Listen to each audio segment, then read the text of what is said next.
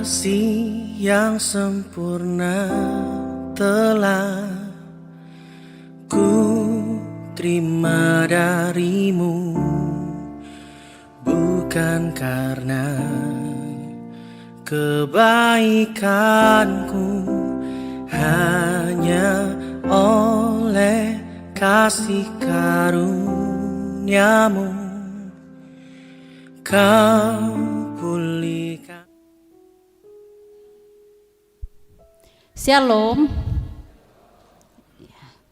Selamat sore dan selamat datang dalam persekutuan ibadah Hari Epifani pada Sabtu sore ini di Gedung Gereja Jemaat Biringkanaya. Majelis Gereja Toraja Jemaat Biringkanaya dengan penuh sukacita mengucapkan selamat petang dan salam sejahtera bagi Bapak Ibu Saudara-saudari sekalian. Pemberitaan firman Tuhan pada ibadah saat ini disampaikan oleh hambanya Bapak Pendeta Manase Dilarandan, Sarjana Teologi.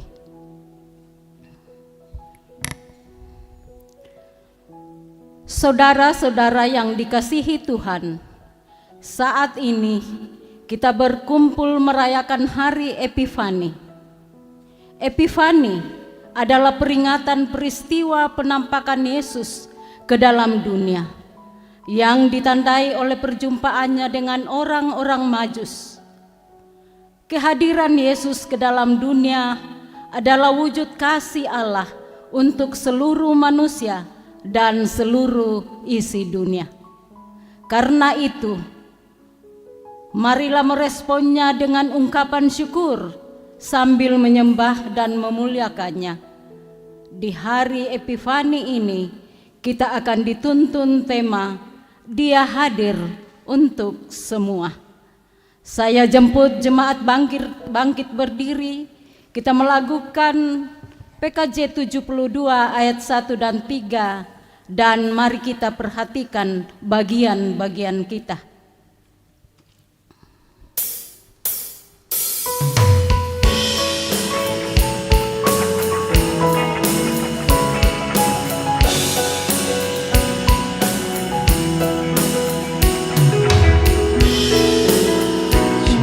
Karena Sang Raja yang telah lahir, itu petunjuk para malaikat.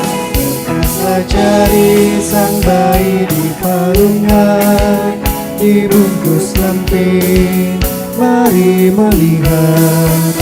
Nyanyikan sorak bergembira bagi Allah, Sang Juru Selamat datang ke dunia. Nyanyikan sorak bergembira bagi Allah, kelahirannya membawa damai.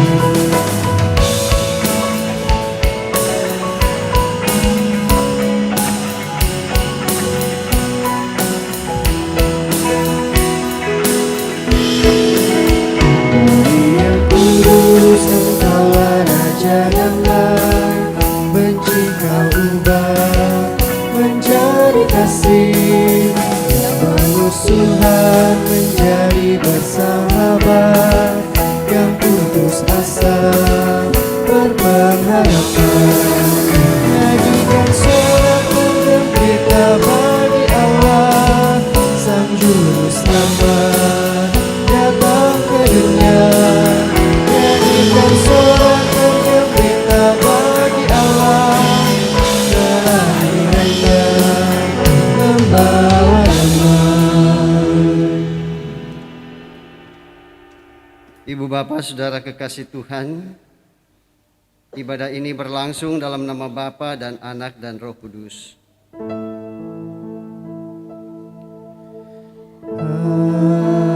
Amin. Amin. Salam sejahtera bagi kamu sekalian. Haleluya, dan bagimu juga.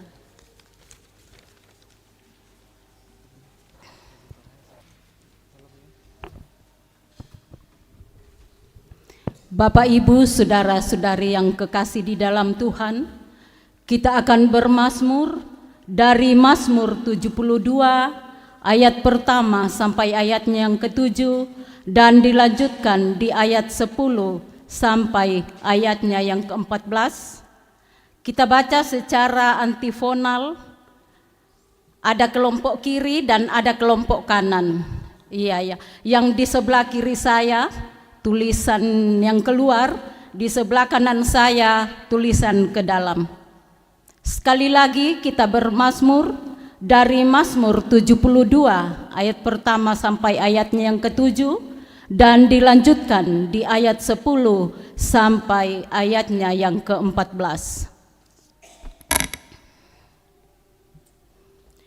Doa harapan untuk raja dari Salomo. Ya Allah, berikanlah hukum-Mu kepada raja dan keadilan-Mu kepada putra raja, karena ia mengadili umat-Mu dengan keadilan.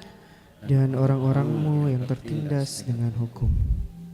Kiranya gunung-gunung membawa damai sejahtera bagi bangsa, Dan bukit-bukit membawa kebenaran kiranya ia memberi keadilan, kepada orang-orang yang tertindas dari bangsa itu, menolong orang-orang miskin.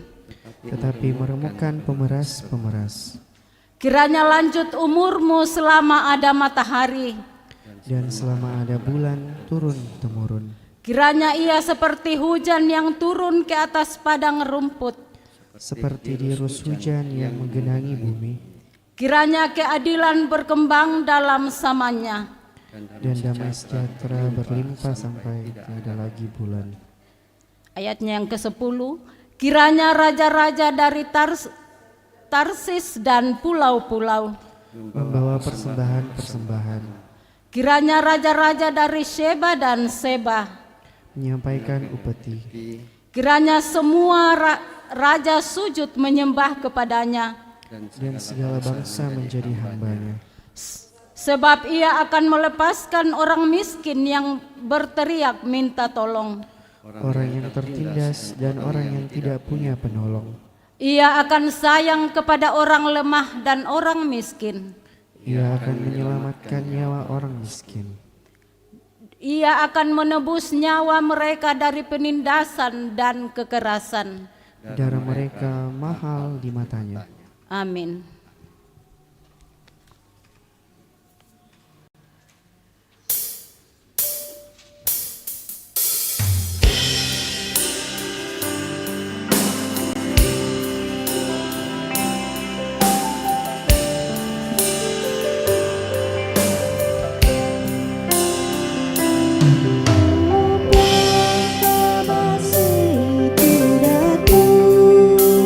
Satu geruhan. Mungkin sama halnya seperti ini. Ya, kalau ada lahannya nenek kita, ya toh, ada lahannya ya nenek moyang kita di satu tempat. Kita tidak tahu kalau itu adalah lahannya orang tua kita atau nenek moyang kita. Ya, anggota keluarga yang tahu, merekalah yang mengelola. Merekalah yang mengelola dan sebagainya. Lalu kemudian kita sadar bahwa oh ternyata ada rupanya lokasinya nenek kita, dan itu berarti kita punya hak juga di situ. Ya, makanya ke sana mengelola. Demikian pun juga hal ini. Ya, dalam kalender gerejawi, Bapak Ibu saudara-saudara, dalam gereja Toraja ini semua sudah diatur. Ya, waktu ya sebelum diumumkan hal ini, Ibu Isna tanya kepada saya, Pak Pendeta, bagaimanakah kita, apakah kita melaksanakan ibadah Epifani? Ya, aku bilang, ya kita laksanakan sesuai dengan apa yang telah sesuai dengan kalender gereja Toraja. Ya, karena terus terang sudah beberapa tahun terakhir ini, ya lalu kemudian gereja Toraja telah memasukkan dalam ya satu kalender gereja Toraja, dan kemudian itu sudah kita belajar untuk ya gereja Toraja sudah mulai ya belajar untuk melaksanakan hal ini. Ya, termasuk di dalamnya Rabu Abu, Kamis Putih, Sabtu Sunyi, ya dan sebagainya dan sebagainya. Ya. Ya, dan mungkin di antara kita ada yang bertanya, apa sih makna daripada ya Epifani itu? Ya, dari berbagai macam keterangan menyangkut soal ini, rupanya Epifani itu berasal dari bahasa Yunani. Epifanie.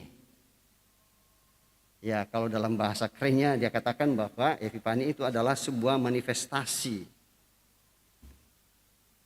atau penampakan jelas matajang. Ya, penampakan jelas. Tapi bukan penampakan seperti mungkin yang pernah Ibu Samri lihat di sini. Ya. Ada penampakan, enggak tahu adakah di sini atau bagaimana, tapi ya yang penting tidak mengganggu. Ya, kalau soal-soal itu di mana-mana ada. Ya, jangankan di rumah, di gedung gereja ada. Ya, mungkin dia mau tumuan yang adok pun itu dulu tuh. Nah, atau beni tempe, tapi ya mereka juga mengerti bahwa kita ini beribadah. Ya, sehingga tidak mengganggu. Ya, bukan penampakan seperti itu.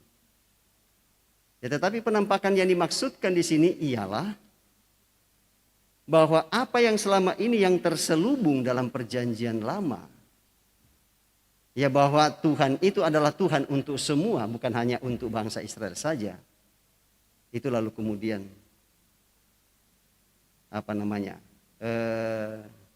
tersingkap, terbuka. Ya, melalui apa? Melalui kehadiran Yesus, Mesias yang telah dijanjikan itu. Ya, dalam perjanjian lama kan,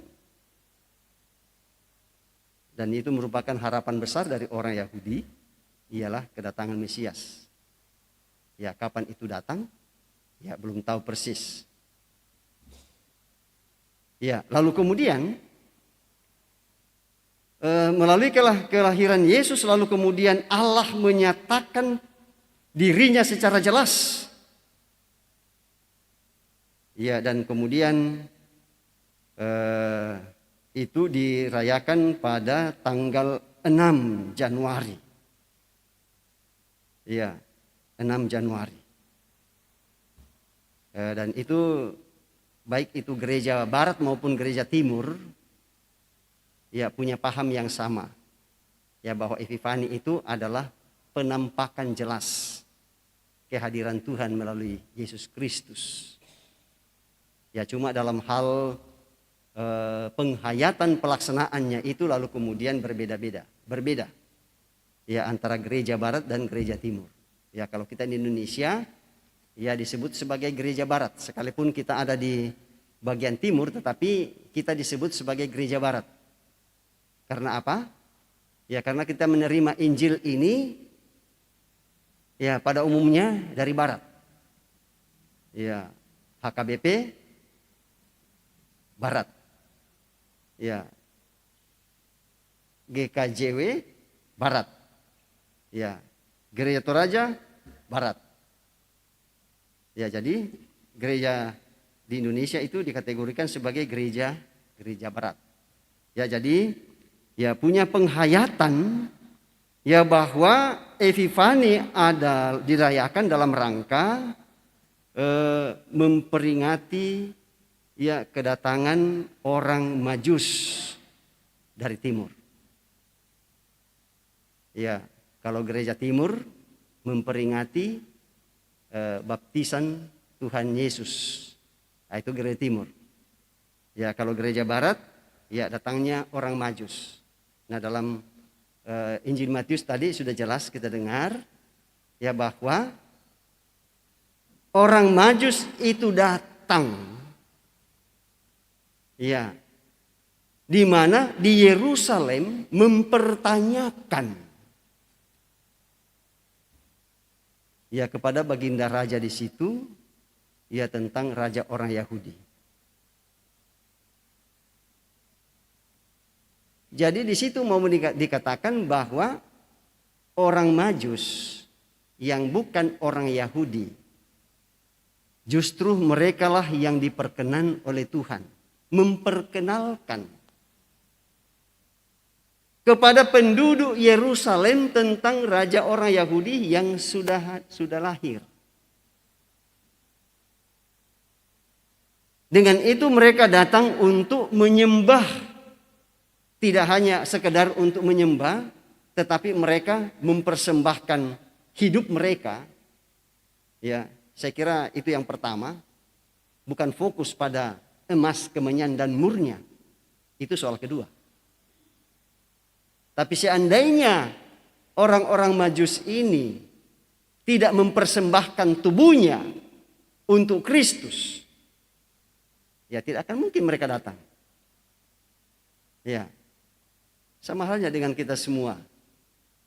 Ya tidak akan mungkin kita memberikan persembahan atau rela untuk mengikuti setiap ibadah kalau kita tidak pertama-tama mempersembahkan hidup kita. Ya justru karena kita sudah mempersembahkan hidup kita, ya lalu kemudian seperti orang Toraja katakan, namui apalam mo sadangta. Ya, biasa Pak takwa kumua, oh ini bukan untuk saya saja, tetapi untuk orang lain juga. Ya jadi di situ mau menyatakan bahwa ya orang Majus ini lalu kemudian menghayati dalam hidup mereka bahwa raja yang lahir itu bukan hanya untuk orang Yahudi, ya tetapi untuk mereka juga. Ya karena itu sekalipun mereka jauh-jauh dari timur, ya dan ya banyak penafsir memperkirakan bahwa itu orang-orang dari ya Irak, daerah Babilonia atau daerah Iran, pokoknya ya antara Iran dengan Irak itu kan berbatasan saja. Ya. Dan mereka itu bukan orang biasa. Mereka itu adalah raja. Mereka itu adalah ahli perbintangan. Ya, jadi kalau berbicara menyangkut soal tanda-tanda di langit, oh mereka jagonya itu. Ya, dan mereka melihat bahwa ini bukan hal yang biasa. Ya, dan karena itu, ya dengan segala tenaga dan kemampuan mereka, sekalipun perjalanan begitu jauh, tetapi hal itu tidak menjadi penghalang bagi mereka ya untuk datang. Sebab mereka menyadari ya kelahiran Yesus itu bukan hanya untuk orang-orang di Yerusalem, bukan hanya untuk orang Yahudi, ya tetapi juga adalah untuk mereka juga. Ya jadi di situ mau ya menyatakan bahwa kelahiran Yesus itu bukan hanya untuk orang-orang tertentu atau bangsa tertentu, ya tetapi adalah untuk semua bangsa. Ya, dan oleh karena itulah Bapak Ibu saudara-saudara, ya dalam kalender gerejawi, lalu kemudian terlebih khusus dalam gereja Toraja, ya dan saya kira pada umumnya seperti itu gereja-gereja seperti gereja Toraja, ya masing-masing sudah ya memasukkan dalam kalender gerejawi bahwa tanggal 6 itu adalah ya hari Epifani. Ya. Maksudnya di situ ialah bahwa adalah masa di mana gereja mengakhiri masa perayaan Natal 25 Desember ya sampai tanggal 5. Ya, analin do to, koseng ya to. Ya. Makanya dalam gereja-gereja, organisasi sebagai gereja, tak mau Natal to ke sesudah Epifani. Ya. Koseng ya ulelen na to.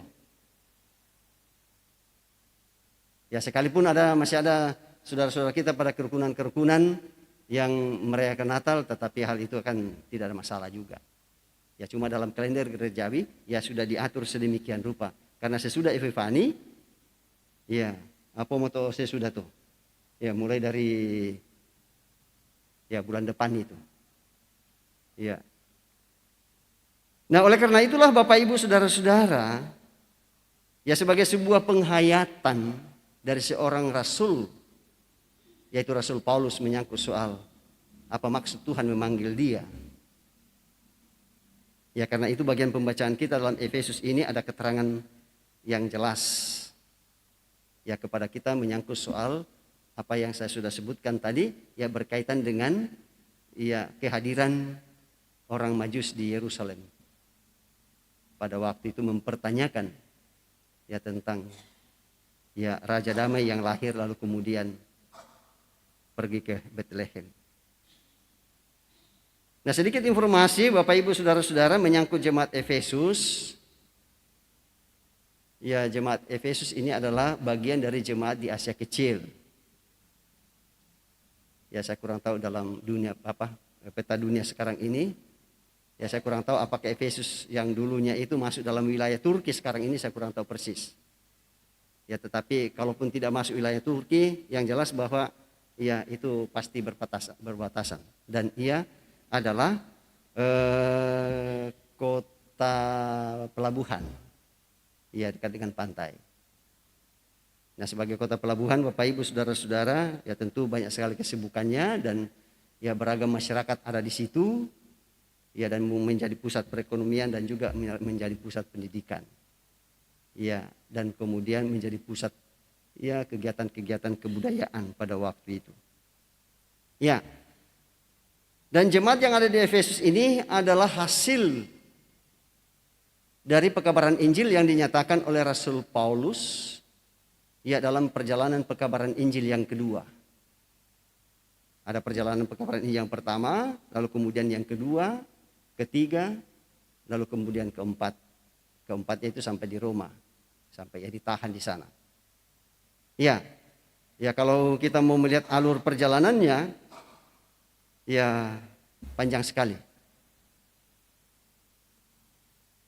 Dan berdasarkan pada kisah Rasul, ya bahwa Rasul Paulus berada di jemaat di Efesus itu selama kurun waktu 3 tahun, kurang lebih 3 tahun lamanya. Ya dan atas dasar pekerjaan Rasul Paulus itulah sehingga lalu kemudian ya orang-orang non-Yahudi di situ menerima Injil Yesus Kristus. Ya lalu kemudian bertumbuh dan berkembang. Ya dan kemudian ya kita mendengarkan bahwa ketika ia menulis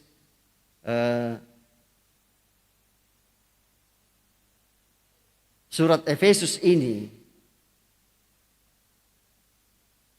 ya di situ dikatakan bahwa ia sedang dalam penjara. Di mana ia dipenjara? Ya di Roma pada waktu itu. Ya ditangkap dalam perjalanannya yang keempat, memberitakan Injil. Nah bisa dibayangkan Bapak Ibu Saudara-saudara, ya orang yang dipenjarakan. Orang yang dipenjarakan pada waktu itu tidak sama seperti yang di Indonesia. Ya kalau penjara di Indonesia itu aman-aman saja. Ya dalam ruangan jeruji besi, orang bebas bergerak ke kian kemari. Ya tetapi kalau tahanan di Roma pada waktu itu dibelenggu. Ya tangannya diikat dengan rantai, lalu kemudian kakinya dipasung, dan itu berarti bahwa ruang geraknya terbatas. Nah dalam keadaan seperti itu Bapak Ibu Saudara-saudara, ya Rasul Paulus dalam keadaan yang menderita. Ya lalu kemudian ia sempat menulis surat kepada orang-orang yang ada di Efesus. Ya. Kira-kira bisa kita menulis secara normal kalau misalkan tangan kita diikat di rantai? Saya kira tidak bisa. Ya tetapi dalam keadaan seperti itu, Bapak Ibu Saudara-saudara, keadaan pahit yang ia alami tidak menghalangi dia untuk kemudian memberikan penghiburan kepada orang yang bersenang-senang di luar. Semestinya jemaat Efesuslah yang harus memberikan ya penghiburan kepada Rasul Paulus dalam keadaan seperti itu, tetapi ini justru terbalik. Rasul Paulus justru yang memberikan penghiburan ya kepada orang yang tidak terpenjarakan. Ya. Tetapi apakah lalu kemudian Rasul Paulus menyesali itu? Tidak. Tidak pernah ada penyesalan. Dengan mengatakan kalau sebelum saya menjadi pengikut Yesus, saya tetap berada dalam zona nyaman. Sekarang, ketika saya menerima Yesus, justru ketidaknyamanan itu yang saya alami. Lalu mengatakan, parra itu, ya, kenala kita lah susi mikito kapang. Parra ya pada itu menjadi sarani. Taya pada kolla jo. Ya. Taya bang kolla. Tidak ada kenyamanan. Ya tetapi, apakah lalu kemudian ia berduka cita dengan itu? Tidak. Ia justru bersuka cita.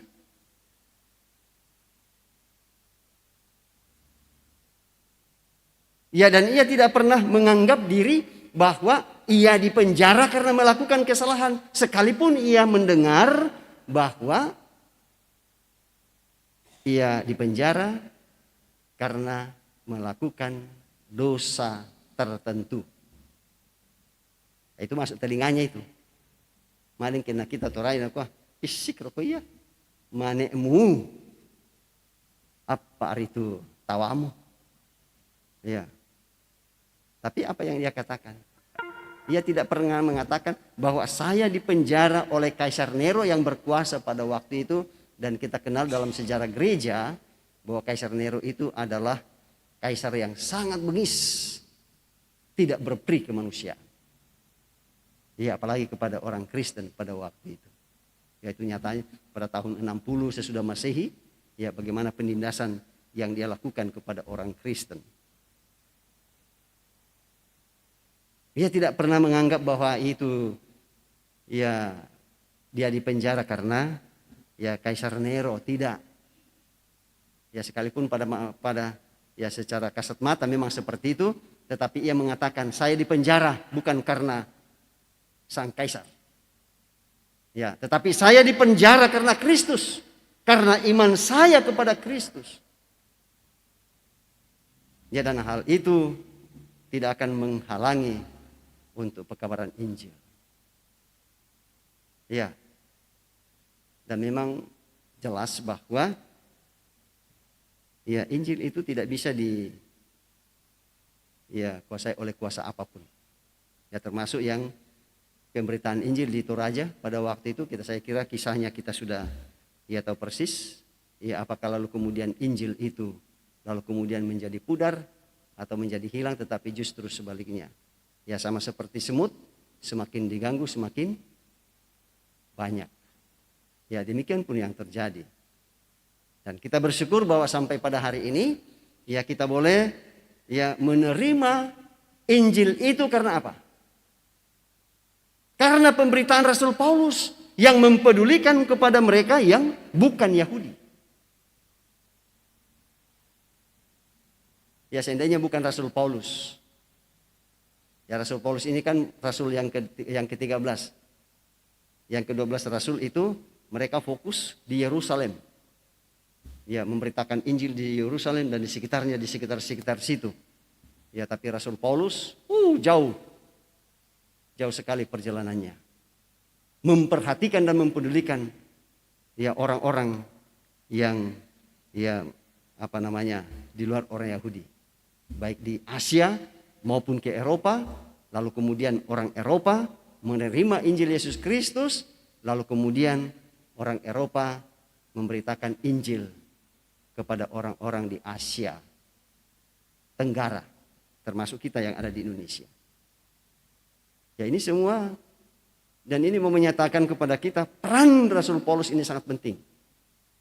Kalau boleh saya katakan bahwa mungkin kita tidak ada yang percaya kepada Kristus seandainya Rasul Paulus ya seperti Rasul yang lain mengurungkan diri hanya fokus pada Yerusalem dan tidak melihat orang yang ada di luar.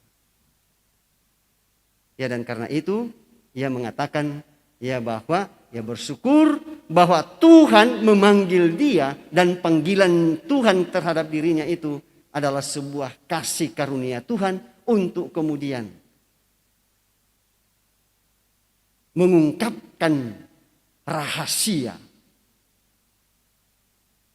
apa yang terkandung ya dalam kehadiran dan kelahiran Yesus. Ya, rahasia di situ maksudnya bukan berarti sesuatu yang tidak dipahami, tetapi maksudnya ialah apa yang selama ini tersembunyi, yang belum tersingkap, lalu kemudian terbuka secara jelas ya di dalam diri Yesus, bahwa Dia Tuhan bukan hanya untuk komunitas tertentu, tetapi adalah Tuhan untuk semua. Dan itulah yang menyemangati Rasul Paulus untuk kemudian memberitakan Injil. Ya. Dan yang ditugaskan untuk memberitakan Injil, ya kan Rasul Paulus ini sudah tidak ada. Ya tidak ada jalan lain. Ya kita pun disuruh untuk mengambil peran ini. Gereja dipanggil, ibu bapak saudara dan saya dipanggil. Ya untuk kemudian memberitakan ya kabar sukacita ini kepada orang-orang yang ada di sekeliling kita. Ya tidak perlu kita membawa Alkitab. Pekabaran Injil yang efektif bagi kita sekarang ini ialah bukan dengan kata-kata tetapi melalui sikap hidup. Ya kita harus memberikan contoh kepada orang lain supaya orang lain pun juga mengetahui bahwa Tuhan yang disembah oleh orang Kristen itu adalah Tuhan untuk semua, bukan hanya untuk orang Kristen saja. Ya, dan sekali lagi bahwa itu adalah tugas dan tanggung jawab kita. Ya sama seperti Tuhan mengutus Rasul Paulus, demikian pun juga ya karena kita sudah menerima hal itu, ya bagaimanapun ya jangan hanya kita suka untuk menerima, tidak mau memberi. Ya nakoba satu raya kasek to. Manusia kena kue kasek, tapi nak kasek bosi. Ya mudah-mudahan kita di sini tidak ada yang kasek bosi menyangkut soal ya karya penyelamatan Tuhan di dalam Yesus Kristus semua. Di itu nakai manda. Ya perlu itu mati kela salam kela tay. Oh tidak, itu tanggung jawab Bapak Ibu Saudara dan saya sebagai bagian dari gereja. Ya. Sebagai bagian dari gereja.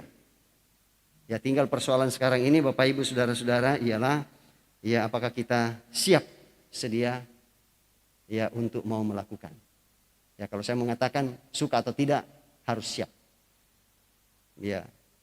Siap melaksanakan apa yang dikatakan oleh komandan kita. Ya, siapa yang menjadi komandan kita? Ya Tuhan Yesus. Ya, seperti itu. Nah, oleh karena itulah ya Bapak Ibu Saudara-saudara yang kekasih di dalam Tuhan, bahwa sama seperti Rasul Paulus kemudian ketika ia diberi tugas untuk ia membawa kabar sukacita ini kepada orang-orang non-Yahudi, bahwa dalam hal itu ia tidak pernah menonjolkan diri. Ya bahwa dia adalah orang yang dipilih oleh Tuhan untuk kemudian memberitakan Injil. Ya tetapi ia menyatakan diri bahwa sesungguhnya ia tidak layak. Dialah yang paling hina dari semua orang kudus. Dan saya kira ini pun juga akan menjadi ya sikap kita ya sebagai orang yang telah ditunjuk dan dipilih oleh Tuhan untuk menjadi berkat bagi orang lain. Ya potensi apapun yang Tuhan berikan, ya jangan lalu kemudian membuat kita lalu kemudian ya membusungkan dada, tetapi marilah seperti Rasul Paulus dengan segala kerendahan hati untuk mau melakukan tugas dan tanggung jawab itu. Bahwa tugas dan tanggung jawab itu pun juga dianugerahkan Tuhan bagi kita. Ya untuk kemudian memperkenalkan Kristus kepada semua bangsa.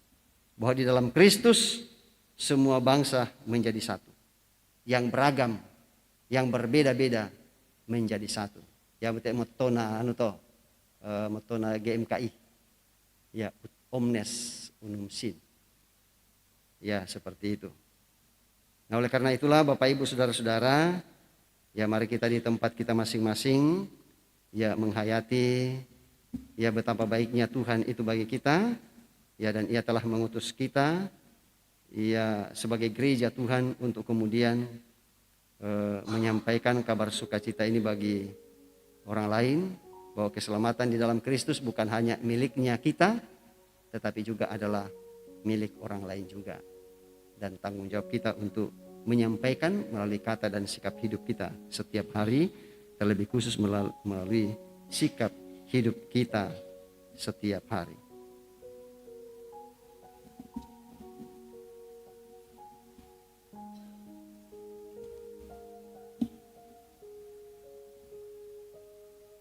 Ya, mari kita masuk dalam doa syafaat. Firman-Mu telah kami dengarkan bersama Tuhan, yang mengingatkan kepada kami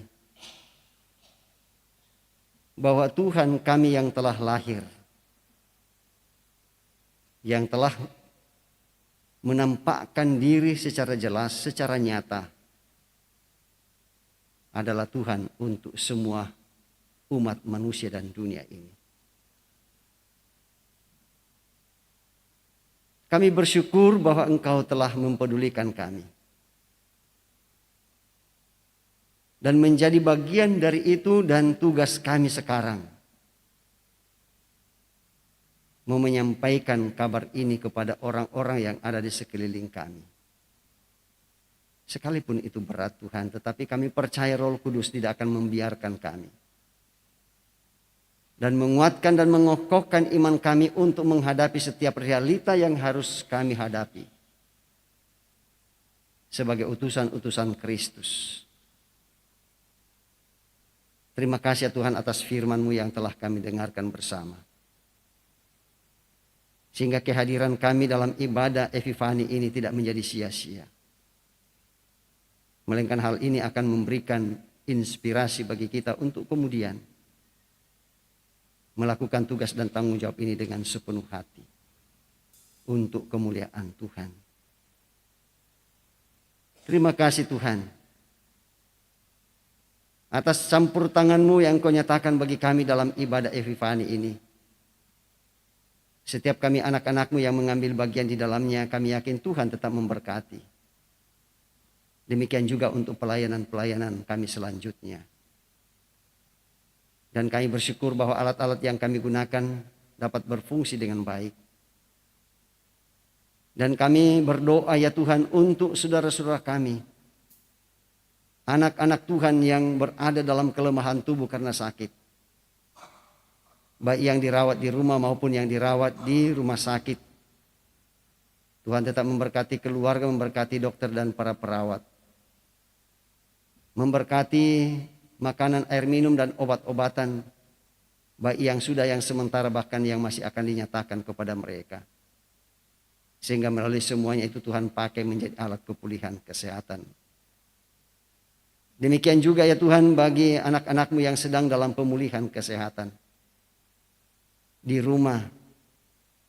Dan kami yakin bahwa dalam keadaan seperti itu Engkau tetap memberkati akan semua upaya, dalam upaya pemulihan kesehatan, sehingga berangsur menjadi pulih dan kembali kuat dan sehat senantiasa.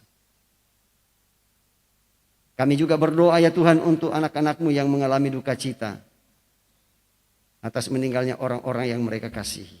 Tuhan hadir melalui kuasa Roh Kudus menghibur mereka. Dan juga buat saudara-saudara kami yang pada malam hari ini melakukan perjalanan, bahkan hari esok, lusa dan seterusnya, akan melakukan perjalanan ke tempat tujuan mereka masing-masing.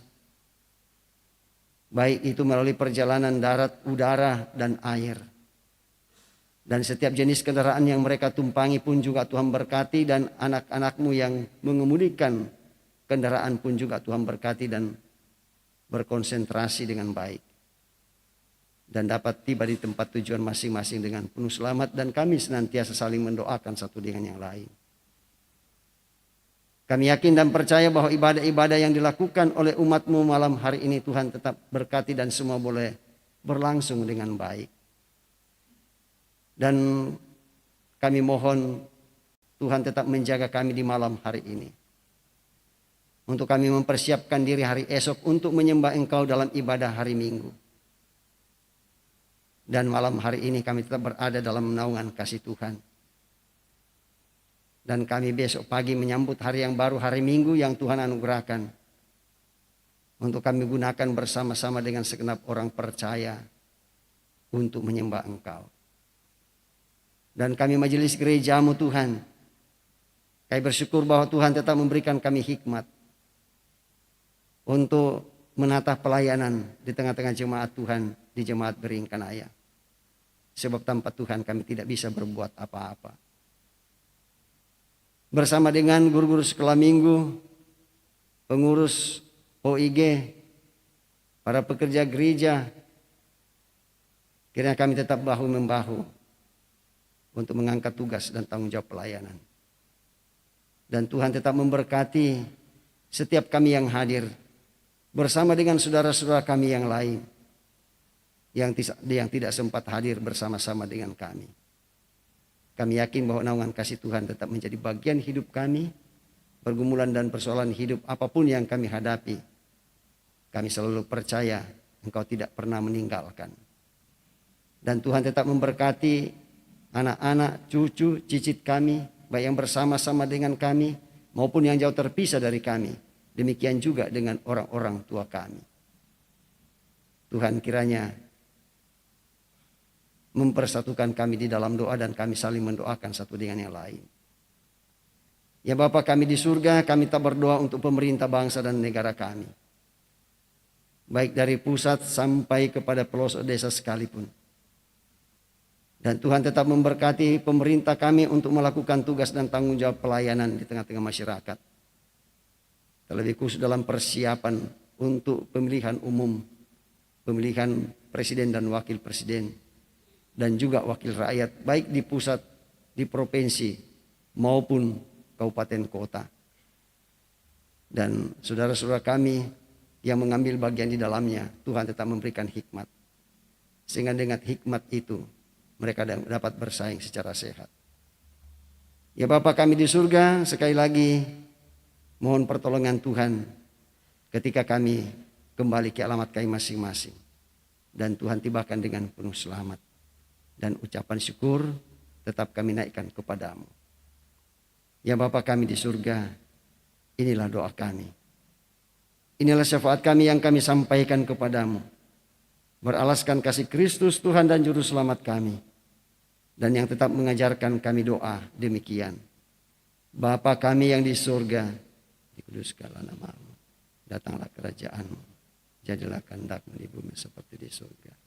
Berikanlah kami pada hari ini makanan kami yang secukupnya. Dan ampunilah kami akan kesalahan kami. Seperti kami juga mengampuni orang yang bersalah pada kami. Dan janganlah membawa kami ke dalam pencobaan. Tetapi lepaskanlah kami daripada yang jahat. Karena Engkaulah yang mempunyai kerajaan dan kuasa dan kemuliaan sampai selama-lamanya. Amin.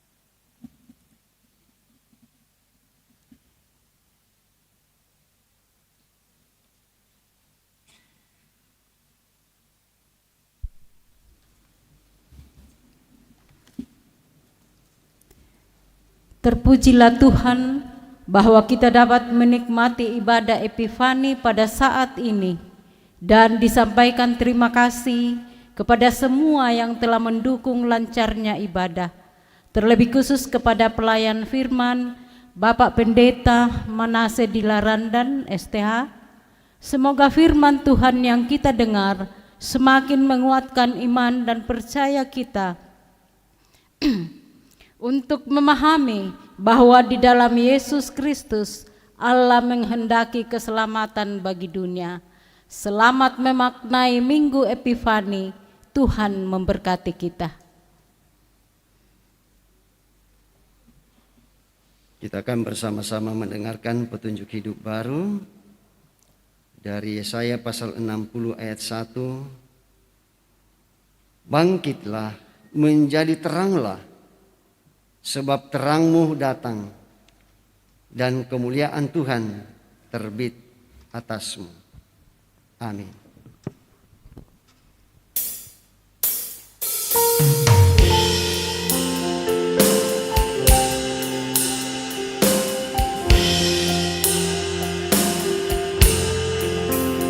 Kasih Tuhan mengiringimu dan sayapnya melindungiku. Tangan Tuhan pegang di dalam hidupku. Majulah dalam terang kasih-Nya.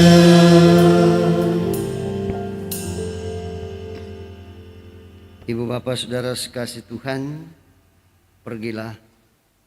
Biarlah kehadiran Allah dinikmati semua orang melalui kehidupanmu.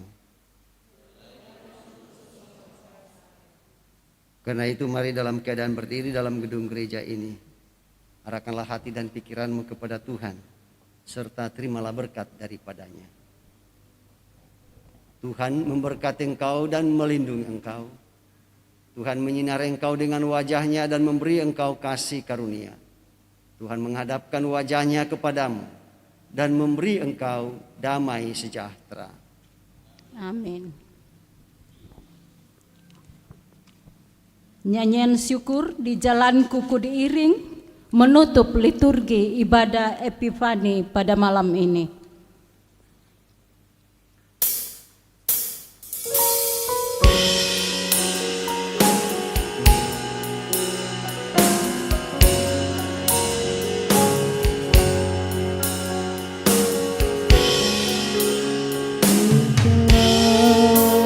Ku diiring oleh Yesus Tuhanku.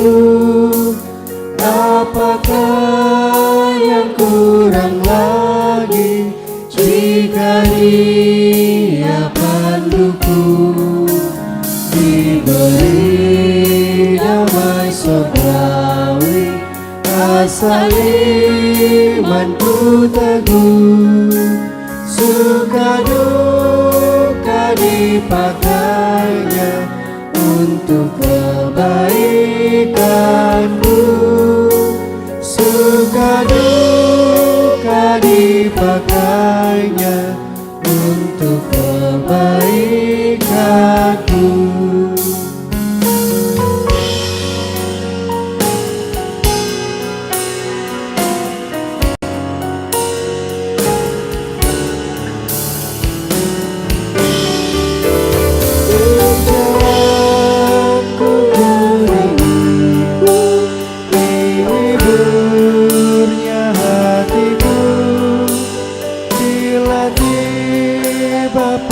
Pencobaan dikuatkan imanku.